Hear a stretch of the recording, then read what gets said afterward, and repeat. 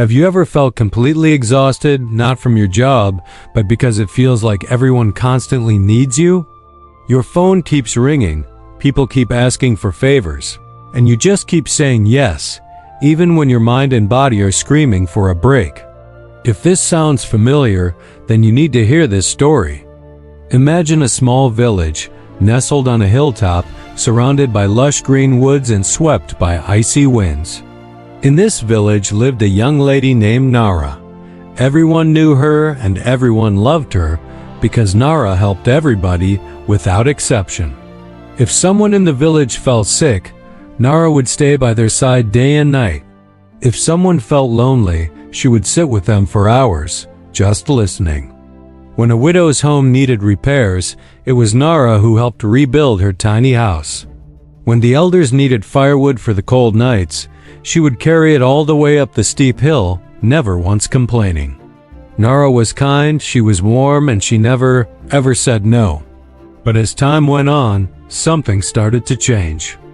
Nara was always busy. She woke up before the sun and went to bed long after the moon was high in the sky. She never rested, never slowed down. Her life was a constant cycle of giving, with no time left for herself. One particularly cold winter morning, Nara was helping a man carry heavy buckets of water up the hill. The buckets felt heavier than usual, the path seemed steeper, and the wind was freezing, biting at her skin. Suddenly, she stopped. Her legs began to tremble, her hands started to shake, and without another moment, she collapsed onto the cold, hard ground. The villagers, seeing her fall, rushed to her side. They carefully carried her to Mira, the wise village doctor. Mira gently took Nara's wrist, checked her pulse, and looked at her with kind, knowing eyes. She said softly, "Child, your heart is tired. You give too much." Confused and weak, Nara whispered, "But they need me." Mira smiled a gentle, compassionate smile and told her something Nara had never considered. Even the sun sets and the sky rests at night. Then she handed Nara a small, empty pouch made of soft leather. "Whenever you feel tired," Mira instructed, "I want you to put one small pebble into this pouch. And when the pouch is full, you must stop what you are doing and rest, no matter who calls for you, no matter what they need." Nara, feeling she had no other choice, agreed. The very next day, a neighbor came by and asked her to help repair a broken fence. Nara felt that familiar tug of exhaustion creeping in. Remembering Mira's words, she picked up a small, smooth pebble and placed it inside her pouch. Then, for the first time in a long time, she said no and stayed home. It felt strange, almost selfish, but she did it. The day after that, someone else asked her to help carry sacks of grain from the market. Again, she felt that wave of tiredness wash over her.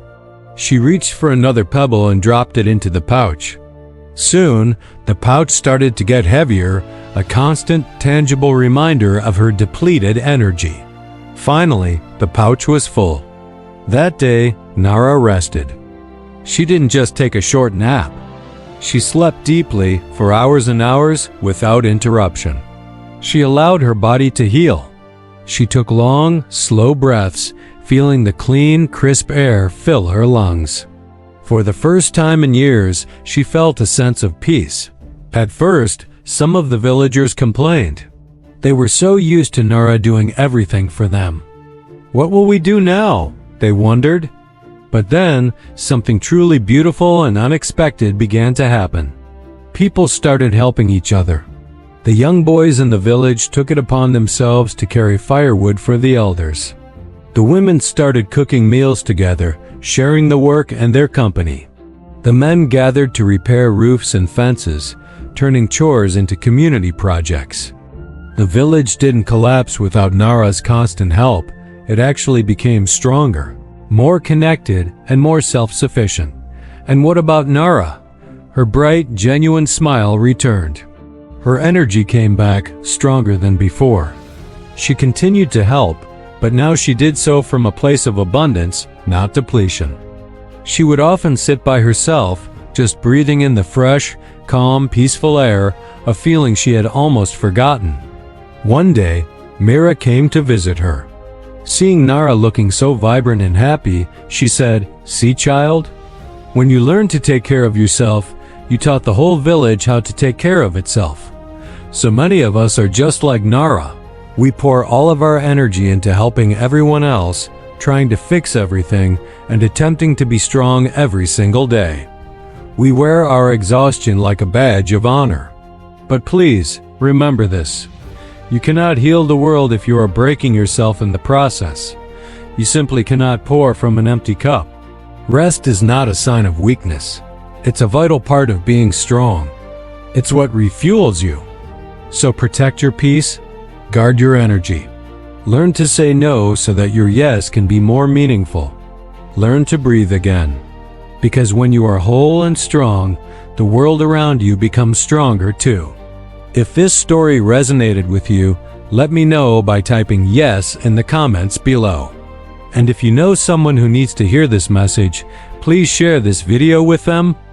Don't forget to subscribe and hit that notification bell so you never miss another story. Thanks for watching.